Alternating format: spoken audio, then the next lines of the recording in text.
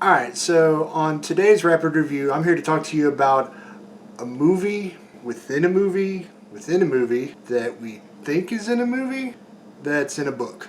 Yeah, so let's get into it.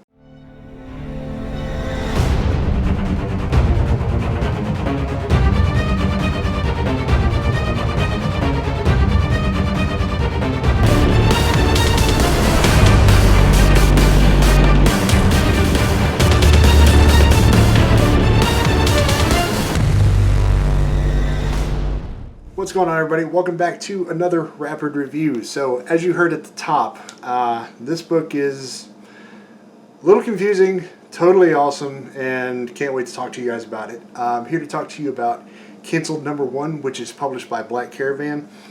The writer is David Burns, and there are several artists on this book. Publicu Man, Renan Balmonte, Malamanga, and Nick Justice. And as I go through the book, you'll understand why there are actually several artists on this one. And also, you have cover art by Freddy Bardales. Please let me know if I pronounced any of your names wrong down in the comments below, because I definitely want to make sure that I say them right in any future videos. So, what do I mean by what I said at the top of the video about it being a movie within a movie within a movie that might be within a movie within a book? Well, the book starts out with like 1940s black and white TV. You have a guy named Larry who's been like a kid show host for a very long time, and just before he's about to go on, one of the guys from The Office comes down, and apparently upper management has decided that Larry's just not bringing the ratings, so they're going to fire him. And they tell him this before the show, so you can already see that this is kind of stupid as it is.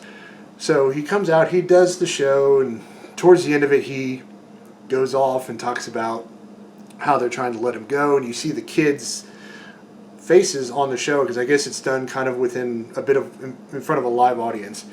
And of course, you see all these nasty kids' faces, just really good horror drawings, this and that, and he ends it with, "You should have told me after the show, you idiot," and walks off. And all this has been taped onto TV. And he has been replaced by Cruncho the Clown. I'm not a big clown guy. So if I was a kid, I'd be understandably upset that I got, that my favorite guy got replaced by a clown. Just saying. Of course, he is furious, and what he does is he's trying to get back at the TV station, and he goes to try and take down the tower during a rainstorm. And he ends up getting electrocuted and sucked within the airwaves. And what this does is now on TV you start seeing these kids who get to see a clown tell him, "Would you like to play a game?" Blah, blah, blah. And next thing you know, it's these kids keep killing their parents by thinking they're playing a game, like push them down the stairs and this and that, and then, they break their neck, etc., etc. And eventually it starts becoming this big, thing. They're asking a mayor, "What's going on? Why are all these deaths happening?" This and that. And it kind of gets to a point where the parents in a house come down and they see their kid watching this, and they actually see what's going on the TV. And he goes, "Well, that's enough of this," and he just turns it off, and that's it. So as they do this, you see this end, and it's actually a movie being watched by a couple in the 70s who the husband is just like, "Really? That's some lazy writing. You just can't turn off a TV and it ends just like that."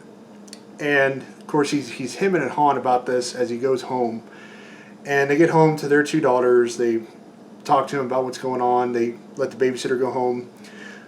Later on that night, as they think everybody's asleep, they hear some noise in the living room. Well, it turns out, I guess, their oldest is watching a movie.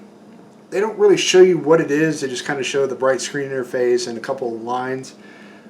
And then what you see after that, later on, is they come in and they go, "Mom and Dad, you want to play a game?" It's the daughter standing on there, and she's got a machete in her hand, and then it's just this big bloody mess. And here comes the next twist. That is being watched on TV by a couple of kids in either like China or Japan. And you're just like, what the F? So it's like, okay. And then you kind of figure out that they also watch the clown. They get the "Do you want to play a game?" and the subliminal messages, and then it's the two kids. The one has a samurai sword, and he just guts his parents all over God's green earth. And you get to the final couple of panels, and this is a girl. I'm not going to say in Mexico, but just somewhere in in a Spanish-speaking country, who's watching this on an iPad. So you see her doing everything, and then all of a sudden the book ends. The very last panel is the clown pops up on the screen and says something to her in Spanish, and then the book ends right there. All I can say is I've never been so confused, but happy to be confused. Normally, I hate being confused in a book, and it'll turn me away from a book automatically. But this actually has me really wanting to read issue 2, because I want to know, is this another fake out, or is this now we're here in real life and we learn that this is actually more than it seems, like it's not just a movie within the story. So I'm very, very excited to see where this goes.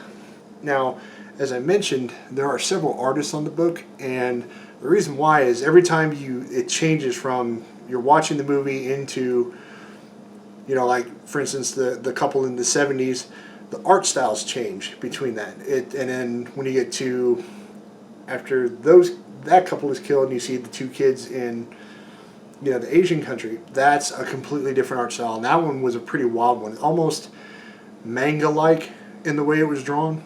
And then of course the very last panel is again a different style of art. But the only consistency, of course, is the clown looks the same, which is kind of what makes you wonder what's really going on. So I am super excited. I have been a huge fan of Black Caravan ever since I learned about them. I want to say it was early or mid last year. They've kind of become the new Aftershock for me, where I still love Aftershock. I still get a lot of their stuff, but now Black Caravan I can't wait to see what they do next. If you don't know, Black Caravan is an imprint of Scout, who I am a very, very big fan of and have been ever since they first came out. I want to say around 2015 or 16, I think is when they started. I could be wrong. It might be even a couple of years before that.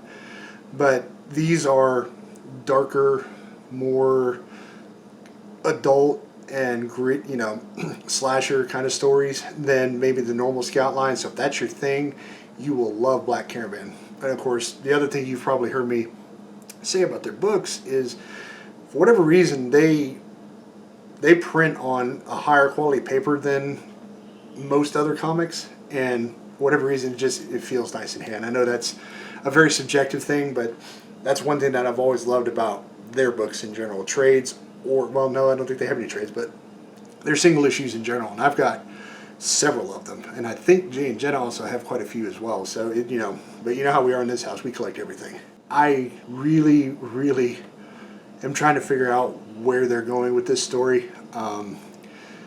Even Jay was like, he goes, I'm a little confused by it, but he said he enjoyed the book too.